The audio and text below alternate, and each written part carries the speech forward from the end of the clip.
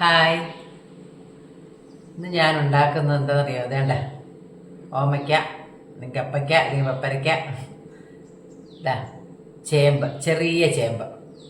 അപ്പം ഓമയ്ക്കയും ചേമ്പും കൂടെ മുളക് പൊതിഞ്ഞിട്ടത്, അങ്ങനെ ഒരു ഐറ്റമാണ് ഞാനിന്ന് ഉണ്ടാക്കാൻ പോകുന്നത്. ഇത് കാന്താരി ഉണ്ടെങ്കിലാണ് നല്ലത്. പച്ചമുളക് ഉപയോഗിക്കാം, എന്നാലും കാന്താരി ഉണ്ടെങ്കിലാണ് നല്ലത്.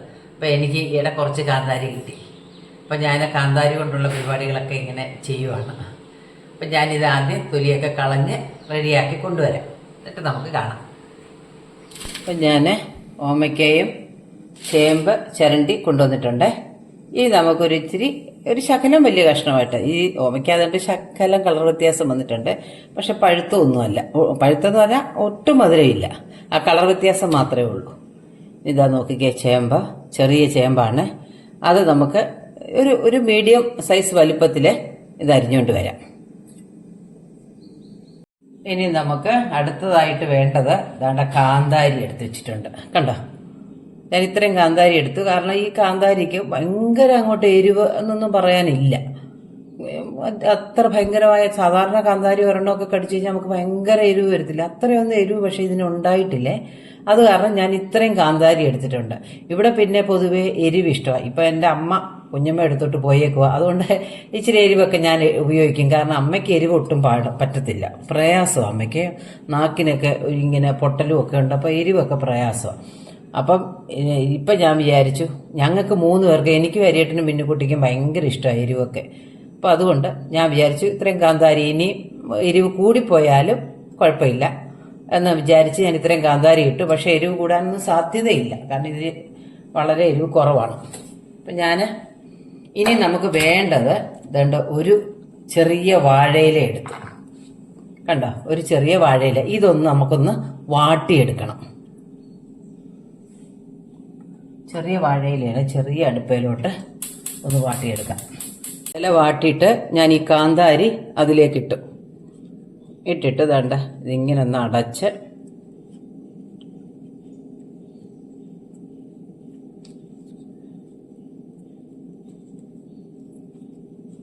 ഇങ്ങനെ അടയ്ക്കണം. അടച്ചിട്ട് നമുക്ക് വാഴനാര് കൊണ്ട് തന്നെ ഇതൊന്ന് കെട്ടാം. അപ്പം നോക്കിക്കേണ്ട, ഞാനിത് ഇങ്ങനെ പൊതിഞ്ഞോട്ട് വന്നിട്ടുണ്ട്. ഇനി നമുക്കിത് സാധാരണ ചരുവത്തിൽ വേവിക്കാം, അതല്ല പിന്നെ ചീനച്ചട്ടിയിൽ വേവിക്കാം. പക്ഷെ ഞാനിപ്പോൾ എളുപ്പത്തിന് കുക്കറിലോട്ട് അങ്ങ് ഇടുകയാണ്. കുക്കറിലിട്ട് ഒരൊറ്റ വിസിൽ വന്നാൽ മതി. പിന്നെ നമുക്ക് ബാക്കി വേവൊക്കെ സാധാരണ ചീനച്ചട്ടിക്കകത്ത് ഇട്ട് വേവിക്കാം. കുറച്ചുകൂടെ എളുപ്പമാണല്ലോ, അത്രയും നേരം വേവുന്ന വരെ നോക്കിയിരിക്കണ്ടല്ലോ. അപ്പം അതുകൊണ്ട് ഞാൻ ആ വേവിക്കാൻ കഷ്ണങ്ങൾ അങ്ങോട്ട് ഇടുമ്പോൾ അതിൻ്റെ കൂട്ടത്തിൽ ഞാൻ ഇതുകൂടെ അങ്ങോട്ട് ഇടും. ഇത് പൊട്ടിപ്പോയി എന്ന് പറഞ്ഞ് കുഴപ്പമൊന്നുമില്ല, ഇതിനകത്ത് തന്നെ ഇരുന്ന് കഴിഞ്ഞാൽ ഒന്ന് ആവി കയറി പുഴുങ്ങി ഇങ്ങനെ വരും. പിന്നെ നമുക്കിത് നന്നായിട്ട് ചതച്ചിടണം, അതിനാണ് ആവശ്യം. ഇനി അതല്ലെങ്കിലും കുഴപ്പമൊന്നുമില്ല. പിന്നെ ഇതൊക്കെ ഓരോ ചിട്ടകൾ പോലെ അങ്ങ് ചെയ്യുന്നു എന്നുള്ളതേ ഉള്ളൂ. അപ്പം ഞാൻ ഏതായാലും ഇങ്ങനെ ചെയ്യാറുണ്ട്, അതുകൊണ്ട് ഞാൻ ഇങ്ങനെ അങ്ങ് ഇടുകയാണേ. അപ്പം ഞാനിത് കുക്കറിലോട്ട് ഈ കഷ്ണങ്ങളെല്ലാം കൂടി ഇട്ടിട്ട് ഇതും കൂടി ഇട്ടിട്ട് വെള്ളം ഒഴിച്ച് ഒരല്പം ഉപ്പും ചേർത്ത് ഞാൻ അങ്ങോട്ട് വേവിക്കാൻ വെക്കുകയാണ്. ഇതിലേക്ക് നമുക്ക് അല്പം മഞ്ഞൾപ്പൊടി ഇടണം. പിന്നെ ഇതേണ്ട ഈ വാഴനാര് കൊണ്ട് കെട്ടിയ ഈ കാന്താരി മുളക് ഞാൻ അതിലേക്ക് ഇടുകയാണേ. പിന്നെ ആവശ്യത്തിന് വെള്ളം ഒഴിക്കുക. ഇത്തിരി വെള്ളം വേണമെന്നില്ല, കാരണം പിന്നെ അത്യാവശ്യം വേവാൻ വേണ്ടിയിട്ടുള്ള വെള്ളം ഒഴിച്ചാൽ മതി. പിന്നെ നമുക്ക് ചേർക്കാവുന്നേ ഉള്ളൂ, കുക്കറല്ലേ, പെട്ടെന്ന് എല്ലാം റെഡി ആയിക്കോളും. വേണ്ട ഉപ്പ്, ആവശ്യത്തിന് ഉപ്പിട്ടു. ഉപ്പാണെങ്കിൽ നമുക്ക് പിന്നീട് ചേർക്കാം. ഇപ്പം തൽക്കാലം അത്ര ഉപ്പ് മതി.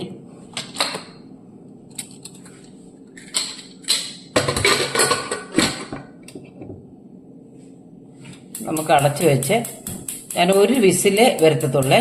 അത് കഴിയുമ്പോൾ ഞാൻ വാങ്ങിയിട്ട് പിന്നെ ചീനച്ചട്ടിക്കകത്തോട്ട് ആക്കും.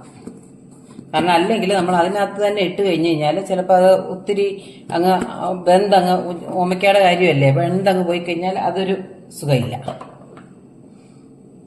കഷ്ണങ്ങൾ വെന്തു ഞാനിതൊരു ചീനച്ചട്ടിയിലോട്ട് ഇടുകയാണ്.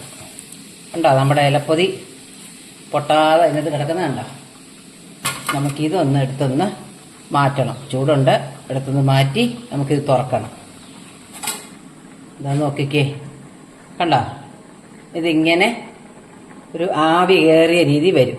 ഇനി ഇതാ കണ്ടോ, ഇത് ഞാനൊന്ന് ചതച്ചു. ഇത് നമ്മൾ ആവി കയറിയിരിക്കുന്ന ആയതുകൊണ്ടേ അതൊരു പ്രത്യേകതയാണ്. എന്നുവെച്ചാൽ വാഴയിലല്ലായിരുന്നോ, നമ്മളിത് ഇതിലേക്ക് ഇടാം.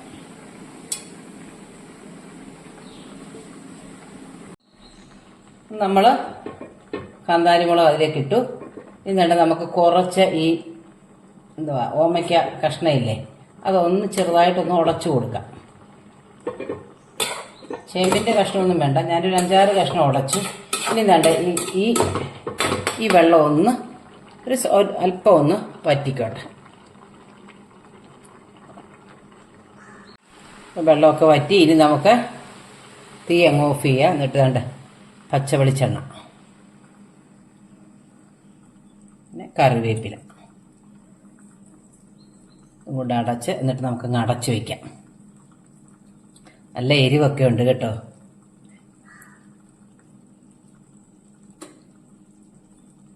നമ്മൾ വേറെ പൊടികളൊന്നും ഇതിനകത്ത് ഇടത്തില്ല.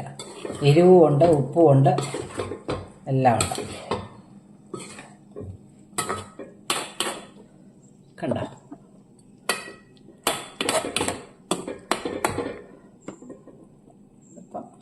ഓമയ്ക്ക ചേമ്പ് മുളകിട്ട് പൊതിഞ്ഞത്. അതെന്ന് വെച്ചാൽ ഈ മുളകിട്ട് പൊതിഞ്ഞ് വെക്കുന്നതുകൊണ്ടൊക്കെ ഇങ്ങനെ പ്രായമായവരൊക്കെ പറയുന്ന ഓരോ പേരുകളല്ലേ.